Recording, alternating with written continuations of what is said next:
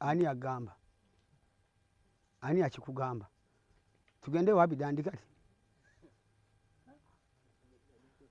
Topiki ndala. Era kati n'obusungu ntaddeko ku face. Research ng'oyina mungi nnyo. Kubanga ndi Munnayuganda. Ate amanyi ebintu bingi. Gwe bagambye bidandi. Atuuma erinnya limu sali n'abawala.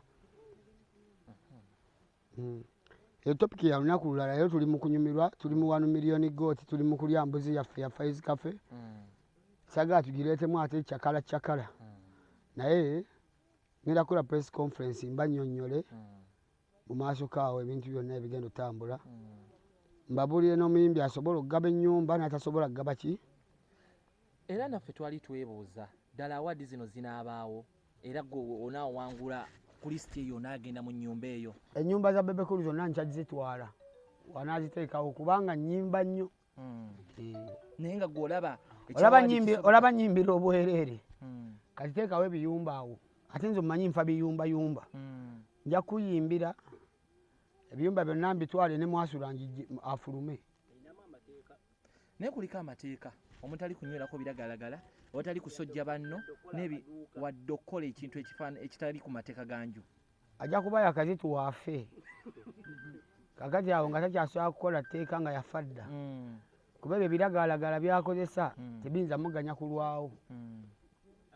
Ate ye akozesa ebiragalagala. Bebe Cool anywa enjaga.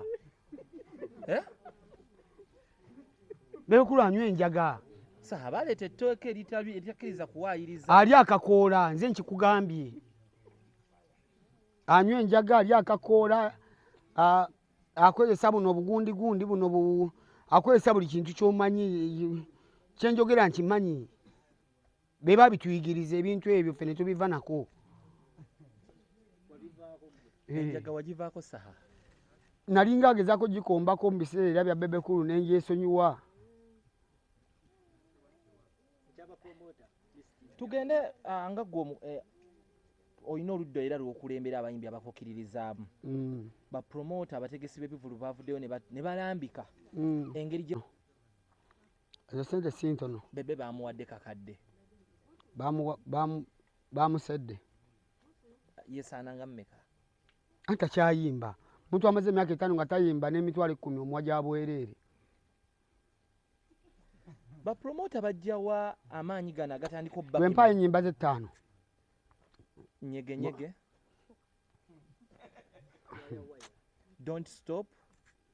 Boss ready. Tick tack. Kati nkumenyerewo ezange 5 awo.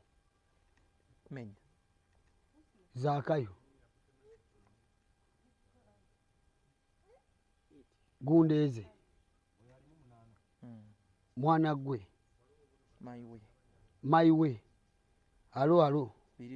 Biri. Kati tebyenkana. Just yeesabike. Kibooko zijja. Bale empale bbiri. Kati kalakata amasenge giragalagala ki? Siriddamu kusaasira Zaakayo nga mmanyidde nja kubanga mukube. Mboneredde. Oboneredde. Bebe yange njagala ennyo mbaagaliza omwaka omujja omulungi. Twekuume, tweyagale, twesabire. Buli muntu ayagale nnyo eddiini ye, buli muntu ayagale nnyo famire ye, buli muntu ayagale nnyo bazadde be. Obulamu bugenda okugenda mu maaso. Bagambe nti nno ogenda okuba ku matu. Era tuli mu rehab because wano ndi maka ga King Saha. Era ngenda nkuba ku matu. Abaali baagala okuntwala mu rehab ndowooza be bennyini be baagendayo. Mukama akyankuumye. Sina bingi bye muwa naye Mukama anjagala. Kakayimba nako kali full oba? Kaggwa. Akakayimba kaggwa nako? Bagaita zikeri ekiwatule. Ezzika ly'ekiwatule. King Saha, obulamu oli otya? Because twasembola ebifaananyi buli omu ne bimukubisa omutima nga embeera gy'olimu teyeeyagaza. How are you doing? ng'omuntu yenna omulala ntulwala nange ndwala nalwala bwe nalwala ne banteeka ku kitanda era nakati kwenkyali for 2 weeks just kati ndi ku monitale ki ndi omusawo ntambula naye akumonitalinga naye tewali nnyo buzibu kiki ekikuluma because buli omu agereesa mu mbeera yiye abamu bagamba fatigue abalala biragalalagala abalala endwadde zootannayogerako kiki ekikuluma omanyi mbadde nkola nnyo nina emirimu ndowooza mingi nnyo gye neewa wenzimba eno wenyimba eno wenkola ki kati nga akadde kenfuna off stage nziruka ku site kenfuna off site mba ku stage kenfuna off kugamba nga mbeera awo mu keetalo kati akeetalo ako ne kattuka ingini neetuuka nezikira ingini wezikira ebigambo ne byogerwa naye abasawo ne bambulira amazima ne bagamba wumulamu weeki 2 ensonga eno we yatuuka mu bamawulire naye mu bantu abagikola ne bagamba wadde bayinza ogamba fatigue naye biragalalagala bimukubye wansi era baali balowooza togenda kudda ensonga eyo wagirowoozaako ki okizibinza nti simanyi biragala kyeki manyi ddagala kati ebiseera ebisinga atakwagala wakusooka okubika atakwagala wakusooka okubika waddembe okubika olumbe lwayagala ne tuwulirako n'amawulire mbu bakurifaalinga ogende mu rehab ebintu ebyo byonna ani ali emabega waabyo waliyo abalina gye banjagaliza nga lange nina gye neyagaliza naye nga rehab naye bantu be babeerayo sijja kugamba nti rehab mbi naye ndabika nali sinatuuka gigendamu obulwadde buno bukuyigiriza ki nga gwe omuntu pangwa one oli musajja w'amaka oli famire man olina abaana n'abawagizi bo kyenjize era kyempabula bannange tetweyigiriza okwewummuzangamu nga tukola bwe tuba tukola emirimu gino emingi twebalirire ne famire zaffe zitwagala sente teggwa buwoomi oba tuba tukyali awo ng'oli mulwadde twala Dr. Joseph Kamere ng'agamba yasaba manager Sam waakiri akuyimbira ebivulu by'onaaba tosobodde no matter the balance era Kamere yakunoonyaako in that way era ngenda kwebaza nnyo Dr. Kamere nebaza nnyo Queen Shiba nebaza Gravity omutujju nebaza Fefe Busi nebaza Sewa nebaze abantu bangi nnyo nebaze Vivian Tendo abantu bangi bambi bazze mu bwangu ne bandaba abantu abamu ne bakaba n'amaziga nga balowooza bya ddala nenga weetuli Allah akyatukuumye akyogerako si yakireeta but Saha olunaku olwa just imagine Allah ng'akujjuludde what could come to your family's life ebegenda kubonaabona ebbanga ddene kubanga famire ezaffe zetwaziraga nnyo bantu famire ezaffe ffe tuzeyimiririddewo era nakyo ne kituwamu okuyiga nti famire tuzempawalingemukko somewhere somehow nti at least esookwewaniririramu omwaka oba emyaka newoba ogivudde mu ngalo era bye bimu byembeera nnyumya ne Faiz Cafe ono namuga Faiz ebintu bino tubimanyi ffe tuli bapulo naye famire zaffe teziri pulo okutuuka ku levo yaffe tugenda zikola tutya so twatandise okwagala okwempalinga famire eze zaffe nazo zisobole okwewanirira nga wezituwanirira ebyo byonna byali tebinnabaawo munnamawuli ali respectable yasobola okuvaayo n'ayogera ye kyeyali awo endowooza ye amanyiddwa nga Brian Mulondo simumanyi oyo simuwuliranga nako akola ku radio ezimu ezisinga amaanyi mu Uganda ndabika era nayo sijje akola ku radio simumanyi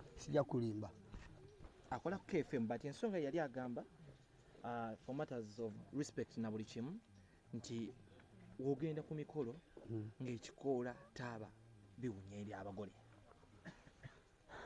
singa nange namuloopera abagole be nasanga bawunya nasanga bawunya ebiragalalagala nali nyimbyeko ku mukolo ng'abagole nabo bawunya enjaga naye eyo si issue.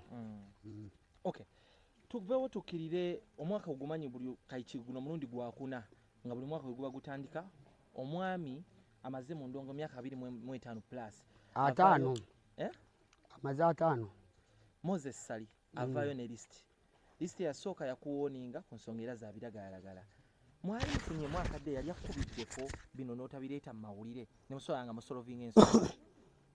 Erinnya lyange alekerawo ddi kutula bampita King Saha aleme kumpitanga Saha kiyinza omugamba ebirala byonna bya dduniya awangaale naffe tuwangaale ali ali tujajenga. Omulundi guno nno yakutadde ku list naye yagambye wabadde tolina kubaako era akayimba ke yataddeko kekasahayo guno omwaka nga nkubye endongo omusajja tageza n'ayogera ekigambo kyonna guno omwaka nkubye endongo ate nkubye nnyo famire y'endongo ndowooza ewuwe bantimba ne ku billboard. Yagamba wayitawo n'oyingira famire ye n'otandika okunoonyereza ku maama w'omwana we sinakindi ate n'omuyingira nnyo noonyereza ntya maama omwana wo gwe wazaalamu nga siri nawo mulwadde bulwazi just nayogerayo ku mazima amazima gakaawa neŋŋamba nti tuwulira owaana waanoono omukyala ate oli yazaala omwana eyasooka ye si mukyala naye mwogereko n'ebirungi naye abiryeko mutegeko naye mu kamera naye yayagala sita kyekyo yali issue yange otherwise tebinkwatako ebyabwe. Ojja otya okulaba nti nno buli wolaga zaakayo oluyimba lw'amaanyi naye abantu baba baagala wulira ebyo byoba osuulamu? Omanyi abantu baagala olugambo ate nze nannyini lugambo manyi ebintu bingi nnyo nina ne byengenda obbanyumiza bingi mu maaso kaawo ebikwata ku musajja oyo lwakuba nti kati nkyawona naye ngenda mubatemeratemera mugenda mutegeera omusajja oyo yaani. Luno olutalo tolulaba nga lulina okuzikira at some point buli omu n'ata munne? Sina lutalo, mbeera erina kutambula bwetyo. Eyo mbeera ya budde nga olaba ng'ekire kibadde kikutte talina kyayinza kikolera just kyalina okukola nze kunzijjayo llo nanneesonyiwa nanzijja mu birisiti bye n'ateekamu mutabani we naye ayimba.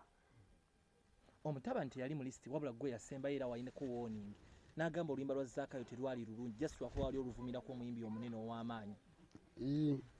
Nali nvuma munafu ate amaanyi gamuliwa otugogera b'amaanyi ate olwo bakamiliyoni tuboogere ki? Oyo alina amaanyi agenkana aga kamiliyoni.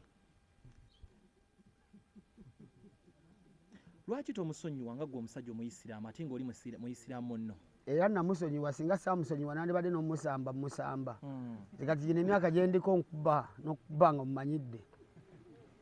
Mu bigambo bya Bebe Cool yagamba because naliwo n'agamba abasajja ku nsi battira ebintu bibiri ssente n'okuyingira amaka obulamu bwo buyisigadde weren't you afraid of your life? Yagamba battira ebintu bimeka? Bibiri. Teyagamba nti ye attira wabula yagamba bakola ki? Battira. Kitegeeza nange nsobola okuttira kyeyali ategeeza.